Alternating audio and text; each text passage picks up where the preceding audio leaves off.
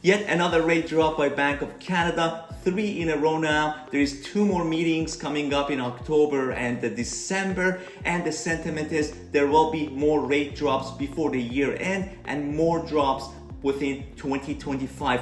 What does this mean for you? Whether you should be going with a fixed rate or a variable rate, what it means for buyers, sellers, tenants within the next year or two. We'll talk about all that and more in this episode of Audible Real Estate Buzz.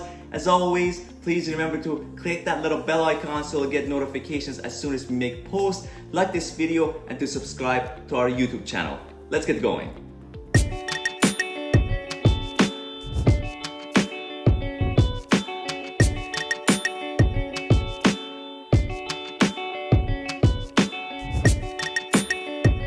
Multiple rate drops, and I feel that's a good thing.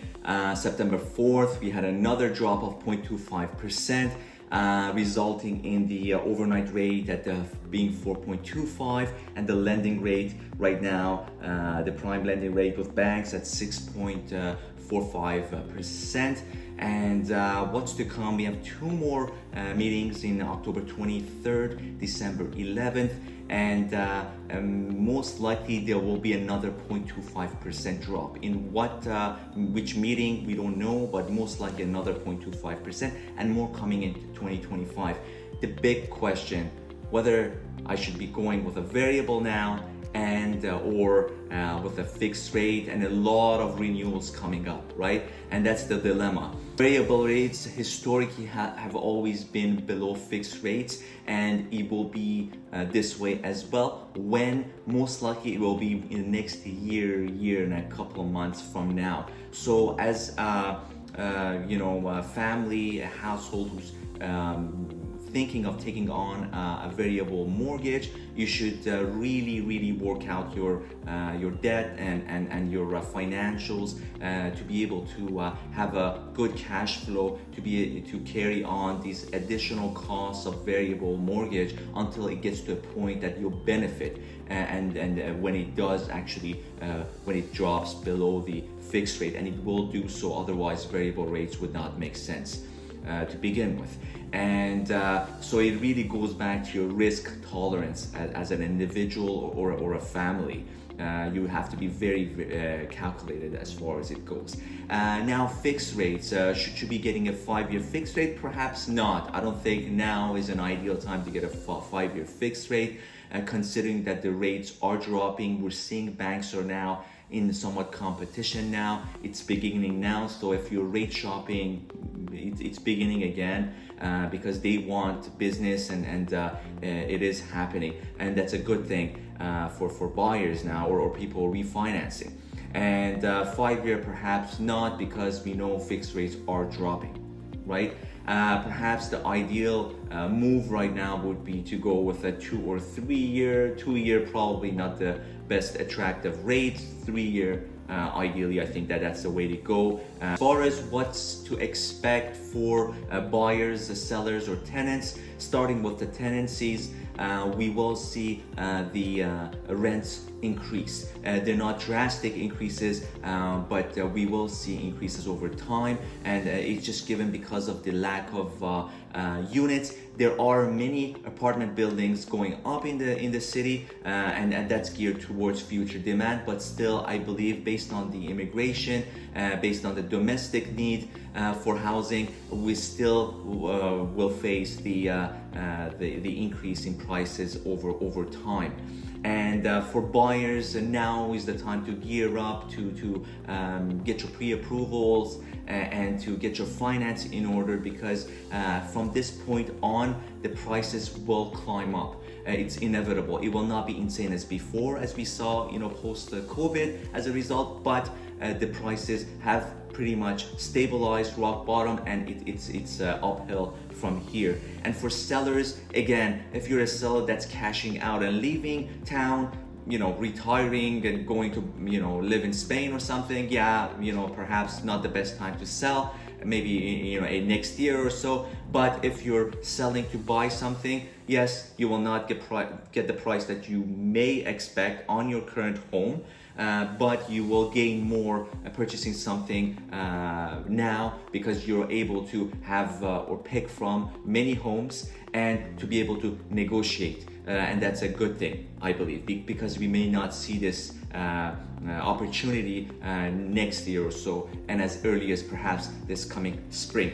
So that's my take on that. We'll take a look at all the numbers for the month of August 2024 comparing to the previous year to provide you with a better idea for every class: freehold, condominiums, and with the freeholds, detached, semi-detached, and the townhomes. Taking a look at the sales price average for the month of August 2024 for the single homes, we had a drop of 1% at 831,000, whereas last year it was 840,000 approximately. For townhomes, we're looking at now at 535,000, a drop of 1.5%. And last year, August, it was 543,000 approximately. Semi-detached homes drop of 6%. We were at 664,000 now, and last year was 709,000 approximately. Now, take a look at the freehold new listings. For the detached single homes, 922 units. That's a drop of 2.5%, whereas it was 946 units last year. For townhomes, we have an increase 3.4% at 552 units, whereas it was 534 units previously last year. And semi-detached were a drop of 18%. So 91 units, whereas it was 111 units. So that just shows you what's available right now in the market for each category. Looking at the total homes for sale, detached homes were an increase of 22.5% at 1,774 units, whereas last year was 1,448 units. Townhomes increase of 29.2%. 766 units, whereas last year it was 593 units. And finally, for the semi-detaches, we're an increase of 16%. It's 163 now, whereas it was 140 units. So we have supply now. The buyers still, I say, outnumber the units available. People are slowly catching up to this, slowly, cautiously moving into the market. We are seeing momentum, we are seeing movement, and as the rate drops, we will see more people entering the market. Okay, looking at the total sold units for detached homes, 515 units in August 2024. That's an increase of 25% approximately compared to last year, 413 units. Townhomes increase of 6.6%, 356 units, whereas it was 334, and drop in semi-detaches at by 19.4%. That's 54 now, where it was 67 before. So overall, we have more inventory. Rather, the number of sold homes is gradually increasing as well. How long does it take in total for these each of these categories to sell? Detached, increase of 31 days, so it's now 59 days, whereas it was 45 days before. For townhomes, it's an increase of 39%, 46 days before, now it's 33 days. And semi-detached, increase of 45.5%, so it was about 48 days, and it's 48 days now, and it was 33 days before last year. Months of supply. So how many months of supply do we have now? So we're at 3.7 months, so close to 4 months supply now, increase of 15.6% compared to last year, which was 3 months. For the detached homes, for the townhouses, it's 2.3, about 2 months supply. That's an increase of 27.8%.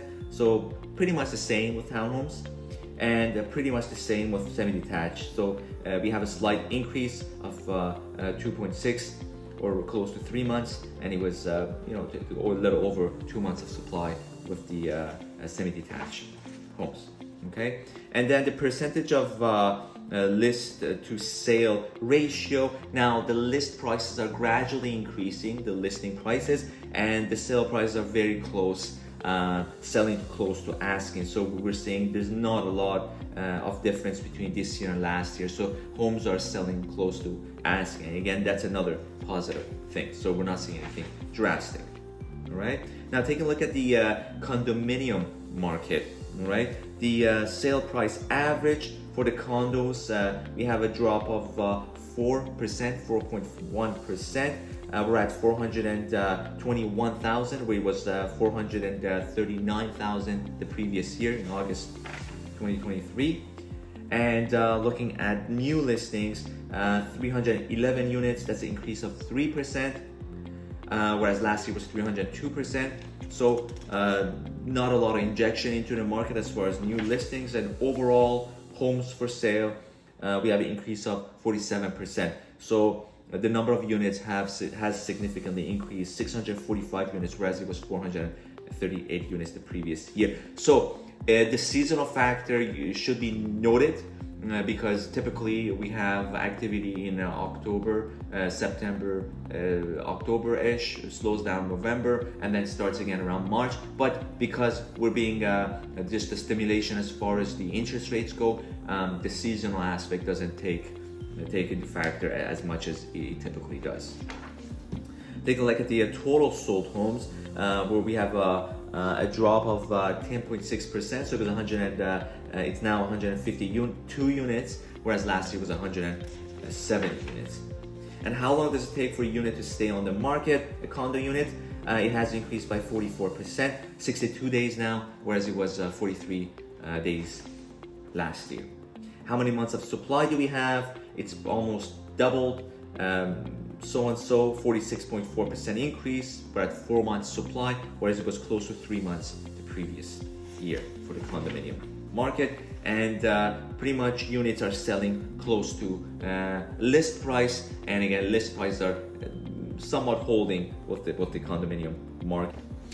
Right, now for the rental market, and it is completely different than last year, although prices are slowly climbing. So we have more inventory for the rental market. And if you think the prices are high now, perhaps not, because we do have a good number of units in the market. Yes, if you want to get into specific neighborhoods, still not a lot of availabilities, but the options are there now. And if you feel that the prices are high now, if things get to where it was last year this time, you'll see a shortage of units available, and that will essentially impact the prices. Now looking at this year in August, active units 677 active units, and the rented units 560, whereas last year was completely vice versa. We had 591 rented units, whereas the active units were 459. And taking a look at the rental prices, it pretty much slowly climbing. Now, this is again a general average with not all region. You're looking at $2,857 per month for the month of August. Last year, August, it was $2,780. So it has increased definitely year over year, the rental prices. And it takes about 23 days for rental units to be rented, and this was the same case the previous year. So not a lot of change for the days on the market for the rental units. Provides an idea for investor buyers to take advantage perhaps of this situation with the availability of units, because we do see that the rental prices are slowly climbing, the interest rates dropping, and they will get the point where you'll benefit. You pretty much right now may have to pay out of pocket on some units because of the mortgage rate, especially if you're on variable. But in the next year or two, considering what's happening into 2026, the tables will turn around, and you will get into surplus. That's for sure. If you do benefit from the lower variable rates and the higher rents. So there you have it. Any questions, please reach out to me by phone, text, email. I'd love to sit down over a cup of coffee if you do have the time. And until the next episode, take care.